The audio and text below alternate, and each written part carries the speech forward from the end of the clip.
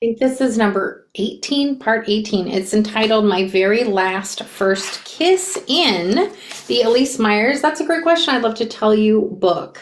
My name is Jenna LaMere, and I am doing commentary and my reactions as I read aloud because I like to read aloud, and that's how I understand books. Please buy the book. Please listen to her audio or Kindle or all the ways that you can get this. This is just me sharing my own experience with this to anyone who cares. That's all. If you made it this far, or if you're coming in right now, this is a weird time to come in because you won't know what's going on. I don't know. Maybe you just like to live on the edge, and that's fine. My very last first kiss, which this is a good part to come in because it's getting very exciting because I love love stories. My very last first kiss. Jonas is sitting dangerously close to me on his basement couch. I can smell the honey whiskey on his breath and the pomade he swiped through his hair this morning. He's never seemed taller than he does right now, even sitting down. When I turn my head to look at him, which I've been avoiding at all costs, I have to tilt my head upward, just to make eye contact with him. The safest place for me to look right now is straight ahead. So that's exactly where I look. I can confidently say I've never examined an unlit fireplace with as much focus and intensity as I am studying the fireplace directly in front of me. I've only been here for 12 hours, but I already can't remember why I warned Jonas that he wasn't allowed to kiss me as I was boarding my plane at LAX.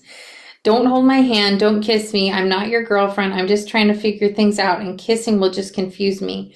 It's safe to say that I've figured a few things out since arriving, one of them being, I wish I wasn't an idiot, and I really wish I didn't tell him not to kiss me. Unfortunately, I'm stubborn enough to follow through with this ridiculous rule, which I made for absolutely no legitimate reason, other than the fact that I'm terrified of healthy relationships and will do almost anything to get in my own way and then wonder where it all went wrong. We've been talking for hours down here in the basement. I feel the drink we shared earlier warming my body in a way that isn't unpleasant at all. Hours of the question game have allowed my mind to detangle itself and instruct my body to relax. I want to tell him that I like Kansas and that I like him even more. I want to tell him that I could see myself living somewhere like this one day, especially if he was there too. I want to tell him so many things, but with him sitting so close to me, I find it incredibly hard to say anything other than, very cool basement. Wish we had these in California. You don't have basements in California? Not that I know of. Aren't these for like tornadoes and stuff? They are, yeah, I guess. I didn't think about it, but California doesn't have tornadoes. I guess you wouldn't need basements. Perfect, we're talking about the weather. Tornadoes are objectively very unsexy. In any other case, unsexy conversations with a person you are so attracted to you can't barely breathe wouldn't be considered a positive thing. If I were to make a pros and cons list entitled first date, you definitely wouldn't catch me celebrating while writing in the pros column. We talked about tornadoes. It turned out both of us, let me start over. We talked about tornadoes. It turned both of us off right away, but nothing about what's happening right now is typical. I'll take all the help I can get while trying to follow the absurd rules of Elyse from 12 hours from 12 hours ago decided were important enough to create. Besides, is this even a first date? Like, would this be considered the world's longest first date? Did the date start the minute my plane landed in Kansas, or does Jonas have to specifically ask me on a date for it to be considered a date? Maybe there needs to be a restaurant and some version of a fancy outfit involved for it to actually count. I suddenly feel very unsure of how to categorize this time with Jonas. I assume these are things any sane person thinks through before getting on a plane to spend a week with a boy that they're in like with. As a rule, I'm generally concerned about everything all the time. But right now, I'm realizing that I lack the focus and emotional maturity required to channel my unnecessary and constant concern into something helpful. Like, I don't know, thinking through a game plan for after I arrived in Kansas. Today has felt like 3 days. If I know anything about game plans, and I promise I don't, then a full night's sleep will help me get myself in order for tomorrow. More important, the faster I get into my room, the likelihood of my mouth slamming into Jonas's mouth decreases considerably, at least for tonight. I stand up and step away from the couch we've sunken into over the last 2 hours. I'm almost positive we were farther away from each other when we sat down, but every time one of us asked a new question, the space between us became less and less.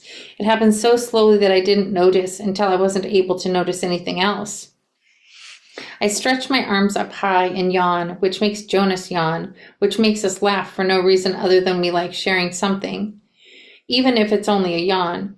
I begin walking toward the bedroom his family has been kind enough to let me use for the week. When I first was shown to my room earlier today, the idea of sleeping down in the basement was terrifying, a definite point in the true crime podcast column, but now I'm grateful for the physical space separating me from the rest of the people in the house. 2 floors separating me and a sleeping Jonas is about as much space as I like moving forward. I like Kansas, I finally say, still walking toward my bedroom. I can feel Jonas walking closely behind me, like he's dropping me off at my front door after taking me out to dinner, except dinner had been cooked by his mom and eaten at his childhood dining room table with his entire immediate family. So this is considered a date. I'm glad you like Kansas. I like having you in Kansas. Looks good on you. A single gust of wind could snap my self-control in half. I need to get myself on the other side of this bedroom door, or else Elyse from 12 hours ago is going to be very disappointed in me. Out of all the versions that exist of me at this current moment, Elyse from 12 hours ago seems like the one who is thinking the clearest. As for the rest of us, it's not looking too good because we're deeply infatuated and just a little bit buzzed. I finally gathered just enough courage to turn around and begin the process of saying goodnight to Jonas. I've mentally prepared myself for how close he'll be when I face him, but that doesn't keep my heart rate from spiking. Well, this is me. I jokingly point to the door of the bedroom I'm borrowing. I'm usually very good at ruining special moments like these with jokes that are barely funny. Most of the time it's by accident. This time it's on purpose. This time it doesn't work. Jonas closes the space between us to less than an inch. I can feel the warmth of his body from here.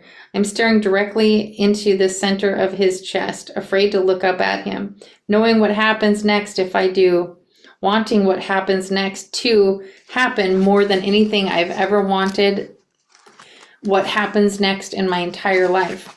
Somewhere between 15 and 2,000 seconds pass without either of us saying a word, standing as still as we possibly can, and then even more still than that. I'm resting all my weight against the crown molding of the doorway behind me, while Jonas leans his hands against the wall beside me. He tilts his face down to mine ever so slightly. I can feel his breath on my lips. His face is so close to mine that my eyes instinctively close on their own. "Can I kiss you?" Jonas asks in a whisper that is so ridiculously far from being unsexy it almost hurts.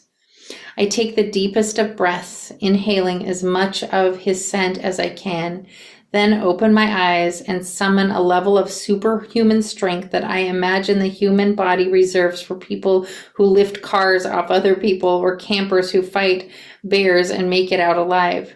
"You promised me you wouldn't," I managed to finally say back. My words hold the least amount of conviction that words can possibly hold before they don't even count as words anymore. Jonas hasn't moved his face away from mine, but I watch his jaw flex, just barely, the moment my words register. He closes his eyes and puts just enough space between our lips to make sure I knew he heard me, that I knew he was listening, that I knew I was safe to say no, that I wouldn't be asked again because saying no one time is enough. "You're right. I did promise you that." He shoves his hand in his pockets and steps farther away from me, this time putting half a basement's worth of space between us, allowing both of us to remember how to breathe and think properly again. He continues to face me as he slowly walks backward toward the basement staircase. Tonight and every other kissless night until I say otherwise, his eyes are dancing between my face and the carpet underneath our feet. I can't tell whether I'm seeing embarrassment, recalibration, or a little bit of both flashing across his face. I'm sorry, I allow myself to say out loud just once. Because I'm sorry I made the stupid rule for myself, and I'm especially sorry that I made it from a place of fear, but something I'm not sorry for is following through with it. If this is forever, then there's no need to rush. You have nothing to be sorry for. Good night, Elyse. I can't wait to see you in the morning. Jonas stands on the bottom step of the staircase and smiles in a way that reassures me nothing between us has changed. He waits for me to walk into my bedroom and close the door before making his way upstairs for the rest of the night. The sound of his footsteps fade away to nothing, and I'm still staring at the back of the door. I can't move, and I don't want to. Maybe if I continue standing here just inches away from where we just were, I can pretend I didn't say no. If I close my eyes and replay tonight in my mind, maybe I can pretend he kissed me, or that I wasn't so afraid of letting him, that I built a wall of rules around me to ensure that he wouldn't get close enough to my heart to break it. Can I kiss you? You promised me you wouldn't. I'm not entirely sure, but I think I'm going to cry now. I launched myself into bed with as much force as I possibly can. The white metal bed frame is still squeaking back and forth from the impact of my crash landing. I smash my face into a pile of quilted throw pillows until I can barely breathe. The farther I can bury my head into these decorative pillows, the less real any of this feels. The hand-embroidered pillowcases smell like mothballs, and for some reason, I like that very much. Can I kiss you? You promised me that you wouldn't. A sea of mismatched colors, patterns, and textures are swallowing me. I'm exhausted, a little bit sunburned, and a lot of bit sure that I am going to kiss Jonas before the week is over. Can I kiss you? You promised me you wouldn't. You're right. I did promise you that. Sleep. Oh, yes! So good. I love stuff like this. Replaying in the head stuff. That is so me. Okay. And then it says, I kissed Jonas. Oh, how did I miss this? I kissed Jonas on the basement couch the next day. Ooh, that's so sweet. Okay, the next one is called Cows on Purpose. Stay tuned.